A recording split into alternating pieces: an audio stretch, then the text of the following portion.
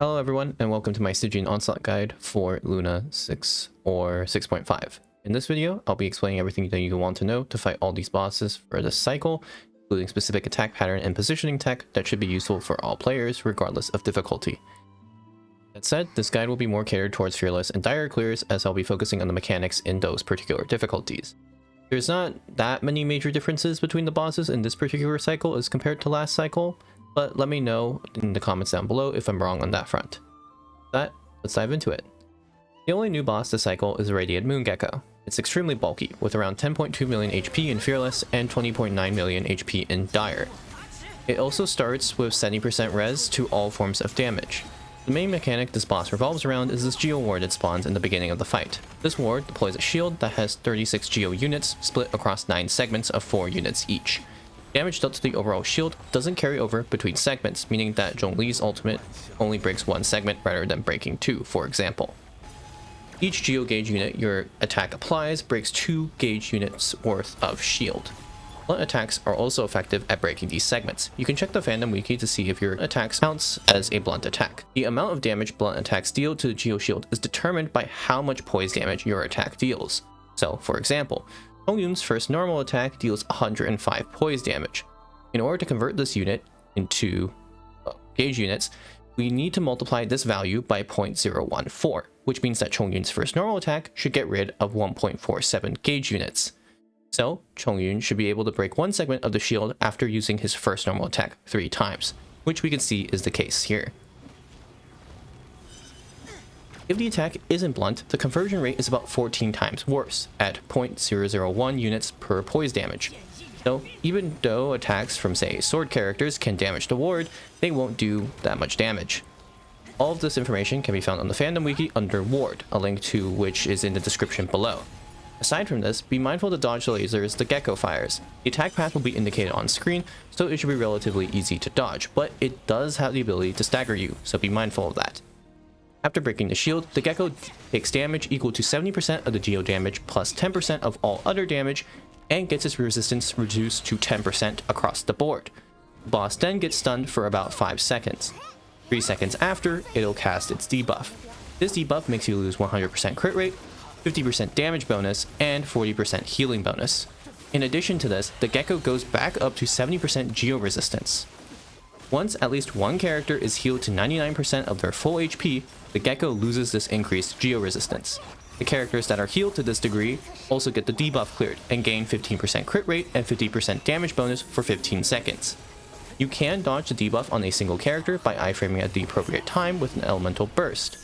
Note that doing this will still result in the rest of your team receiving the debuff, and the Gecko will still gain the increased Geo resistance. The Gecko will regain its Geo shield about a minute or so after the first shield was broken.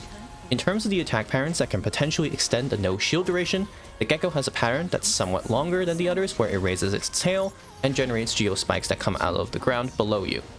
You can also try to waste its time by moving behind it, which will cause it to shift and look towards you before making an attack, besides when it does its tail swipe. Useful teams will be ones that include either Geo or enough poise damage to clear the Gecko's shield, along with enough damage to clear out its ginormous health bar, plus the requisite amount of healing necessary to actually clear the Gecko's debuff. Pretty much all recently released premium teams have the ability to deal with the Gecko and the shield in some manner. Ino can deal with it in lunar teams, Chongyun can be used for Skirk teams, and Overload teams are also able to deal with the shield since Overload also deals poise damage. And of course, if you have other Claymore units active, like say Razor or Mavwika, those also will work as well. Ningguang with Prototype Amber is also a really effective teammate to slot in, assuming you have a free slot. Of course, the best option are Zubai Linnea teams, since this boss shields them directly.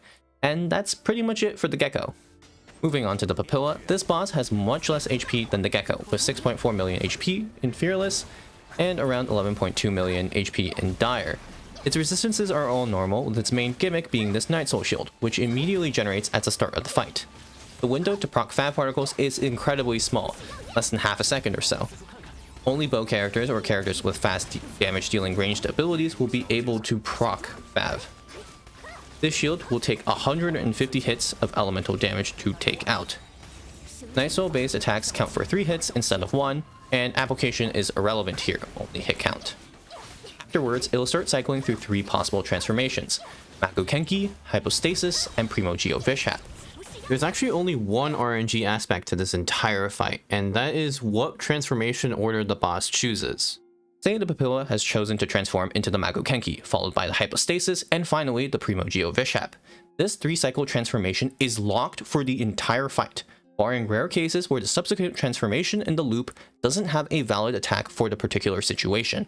This means that in this example cycle, if the previous transformation was the Hypostasis, the vast majority of the time, you can expect it to transform into the Primo Geovishap afterwards.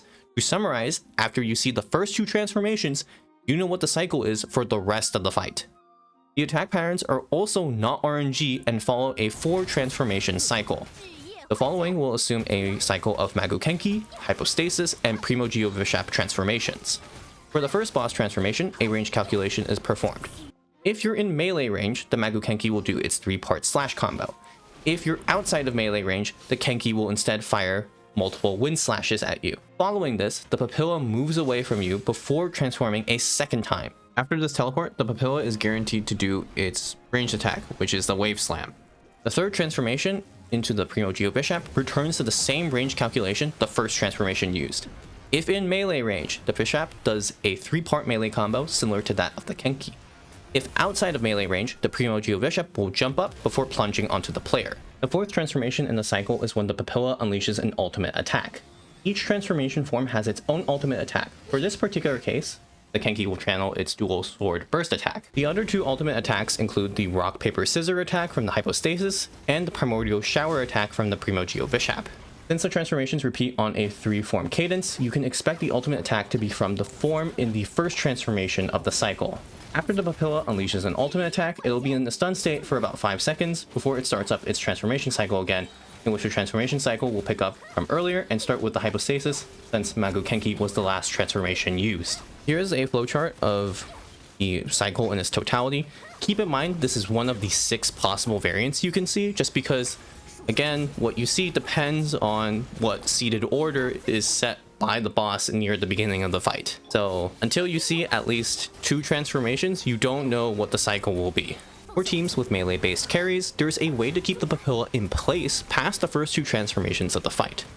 By using the Papilla's behavior before the second transformation, where it purposely runs away from you, you can direct it into the wall, as shown here. Once you've done this, ensure that your positioning before the second transformation in each cycle of 4 is such that the Papilla is between the arena wall and the player. Doing this makes it so that the Papilla can't run away from you and effectively stays in the same location. You can see an example of this in this PMC run on screen as well. You'll generally see the Papilla run away, but instead, it effectively stays still when burrowing and then does the ranged Primo Geovishap attack afterward. Once you break the Papilla shield, it'll enter a stun phase for 20 seconds. After 20 seconds is up, it'll put up a Night's Ult shield up again, and continue with the transformation cycle as mentioned earlier. In terms of teams that are good against this boss, pretty much any Natlan carry comp can deal with the Papilla, though keep in mind that baiting out specific attack patterns can become a lot harder when using them, since you frequently move out of melee range when using some of those carries. Even though Kaniche technically should work really well against the Papilla in theory, he's really inconsistent because you can't actually bait out specific patterns because of how Kaniche works as a main DPS. In fact, probably the easiest carry to deal with the Papilla for most players will be Chaska. So just keep that in mind. Outside of those characters, PMC can be slotted into a lot of different teams and provide good shield breaking ability with their Tappy. As for other teams that can deal with this boss, Skirk Freeze and Lunar teams had the requisite amount of damage to deal with both brute forcing this Night Soul mechanic and defeating the boss in time. Just note that if you're using these teams, you will likely have to deal with the ultimate attack mentioned before, since you don't have effective shield breaking to break the Papilla's shield before it goes into a 4th transformation form. Finally, we have the Herra. It has an HP total closer to the Papilla than the Gecko, with 7.5 million HP at Fearless and 12.9 million in Dire. In the beginning of the fight, it starts with 210% resistance to all forms of damage, lowering this to 130% once it enters its Gloom-Veiled state. To break this state, the player must deal 50 hits of damage, with lunar damage counting as 6 hits. Note that unlike the Papilla, physical damage counts here, so using weapons like Skyward Harp and Crescent Pike that give extra hits help immensely with doing more hits quickly. After filling the Fury bar, the boss is stunned for 5 seconds, and gains an elemental aura matching the element it took the most damage from, and has all resistances lowered to 10%. If the majority was physical or lunar damage, it doesn't gain any elemental aura. Approximately 50 seconds or so after breaking the Gloom-Veiled state, it will remove the elemental aura it is inflicted with and then enter its Gloom-Veiled state again. To be honest, there's not really much interesting to describe the boss outside of this. There's a useful ranged attack pattern you can trigger where the Herra summons a bunch of comets. Baiting the specific pattern out can extend the overall duration before the Herra goes back into the Gloom-Veiled state. Do also note that the Herra will deal elemental damage of the aura type it's inflicted with, so if you inflicted it with cryo, then it will do cryo damage. And that can be potentially annoying with the slowdown animation debuff that cryo aura applies. For effective teams, all lunar teams work here to the surprise of absolutely no one given the incentive towards having lunar reactions to break through the Gloom-Veiled state faster. Teams with high damage hyper carries such as Malvika and Skirk will also be able to take this enemy out pretty effectively. I would say Herra has the most potential for fun comps due to the elemental aura it can be inflicted with, as it means you can guarantee, say, like melt or vapes for a large duration of the fight when you wouldn't be able to otherwise, or it would require much more effort. And that's it for the Stygian guide this cycle. Hopefully these tips help you out and get you to a clear in Fearless or Dire. Thank you for watching, and see you next time.